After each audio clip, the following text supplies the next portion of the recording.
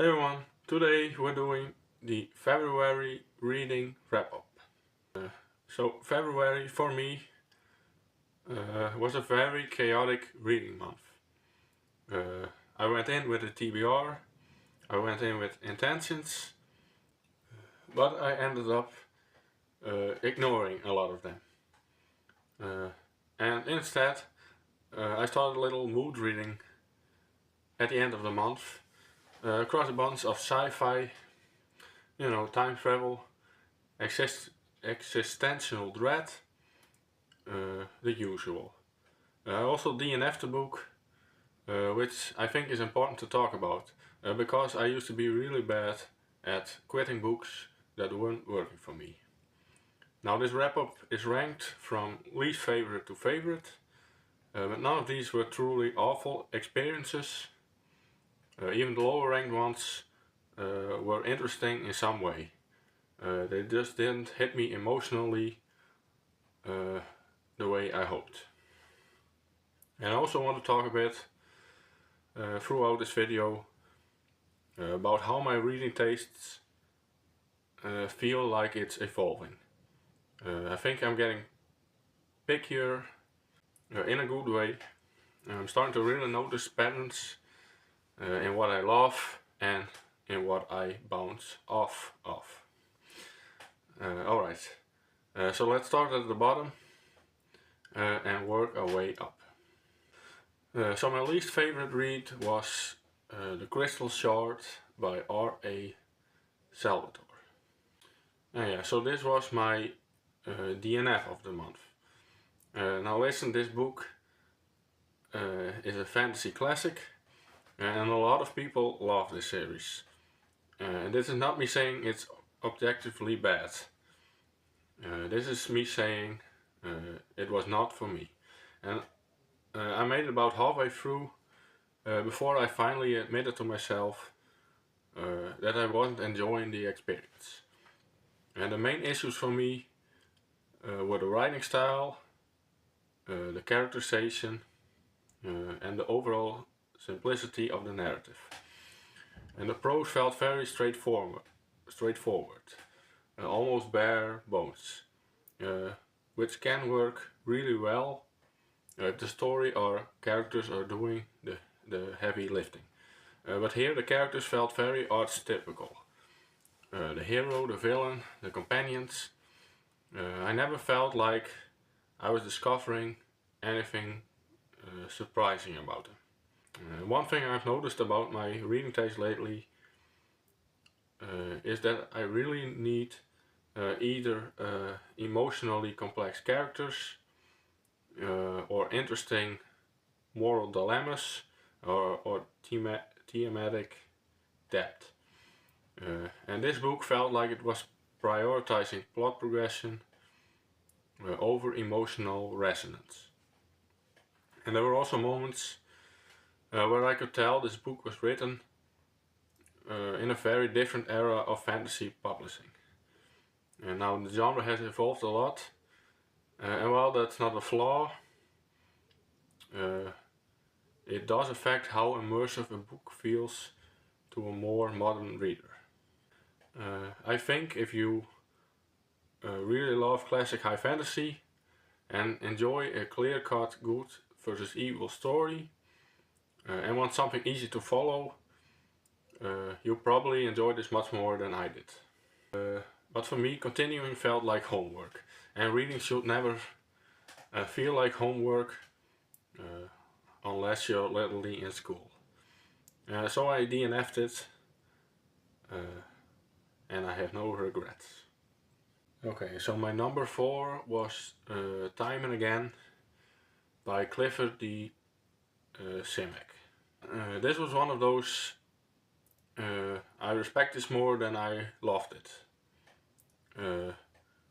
This is a 1950s time travel novel, and you can absolutely feel that in the pacing and the tone and the character work.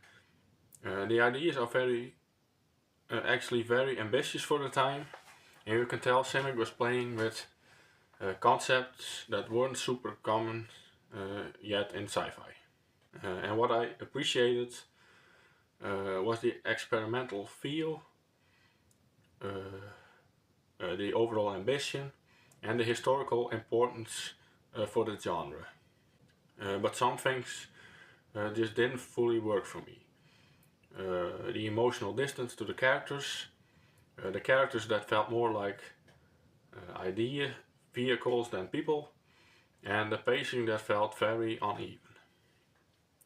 But there were moments where I was genuinely impressed by the creativity of the time travel mechanics, and there were other moments where I felt kind of detached from what was happening. And I wasn't emotionally rooting for anyone. I was more kind of observing the story. And I think this is a great example of a book that's important for sci-fi history, but it's not something I'd recommend to someone who reads primarily for emotional engagement. This is the kind of book I'm glad I read once, but I don't feel the need to revisit. It broadened my understanding of how time travel stories evolved, and that alone made it worth the experience.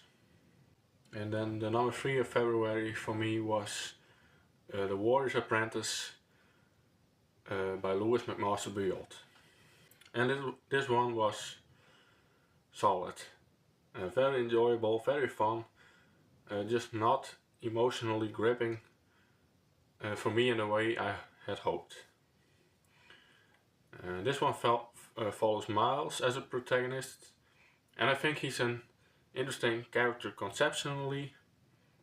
He's clever, impulsive, and constantly getting himself into trouble and then talking his way out of it.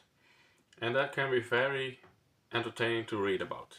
But emotionally, I connected more with Cordelia in the previous book than I did with Miles here. I found Miles entertaining but not deeply relatable, and his chaos sometimes created distance for me rather than pulling me in. That said, the pacing is great and the plot escalations are genuinely fun. And the political and military elements are very engaging. And this feels like the kind of sci-fi that, for example, would make an amazing TV adaptation because the situations are dramatic and high stakes in a very cinematic way. And this book also made me realize something about my taste. I enjoy messy protagonists, but I need them to feel emotionally grounded in some way.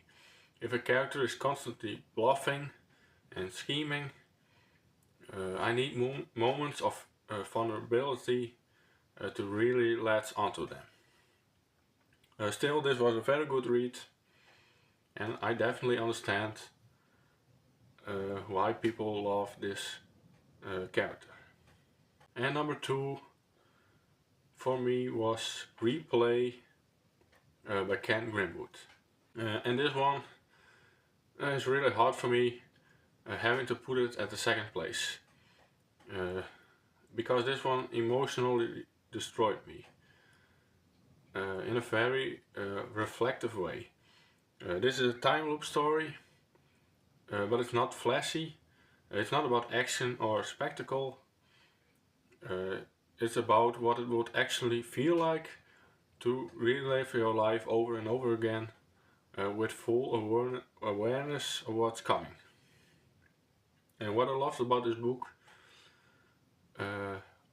were the emotional consequences of time loops and the exploration of regret, the loneliness of being out of sync with everyone else, and the slow realization that fixing your life doesn't magically fix your inner world. And this book made me sit with uncomfortable thoughts about choice, identity, and the way we romanticize second chances.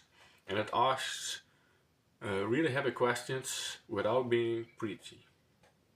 And the only reason this isn't my number 1 is because it's emotionally heavy in a quieter way.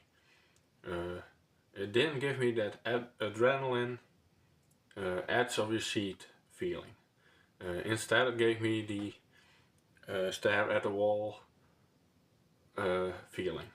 And this is the kind of book that changes how you think about time loop stories going forward. It did raise my standards. So yeah, and that leaves the number one, which was Mobilization by Yoshiki Tanaka. This is the fifth book in the Legend of the Galactic Heroes, which is a Japanese space opera series. And yeah, this was the standout read of my entire month. And this book had me stressed in the best way. The political maneuvering, the military tension, the shifting alliances, it was all so engaging. And every chapter felt like something important was happening. And what really worked for me were the high stakes political conflicts, the strategic thinking, and the characters that were shaped by power and responsibility. And there was just a momentum that never fully lets you relax. And this book felt tighter than the earlier entries in the series. The stakes were much higher and the consequences felt more real. And I just cared deeply about what happened next. And this is the kind of sci-fi that makes you want to immediately continue the series because you're just fully emotionally invested in the larger conflict. And if you like space opera with political depth, this is such a satisfying read. And I'm gonna leave it at that. So yeah, overall, February really clarified my reading taste. I'm realizing I love character-driven sci-fi, time travel with emotional consequences, political and military tension, and stories that make me feel something. And I'm just less into overly simplistic fantasy, flat archetypes, and stories that don't emotionally hook me. And so even my lowest ranked reads taught me something about myself as a reader, which I honestly love. And every month that way feels like a little personality update. So yeah, that's it for my February wrap up. I hope you've had a great reading month as well. And let me know your favorite read of the month. And if you're interested in my reading plans for March, my TBR video is already up.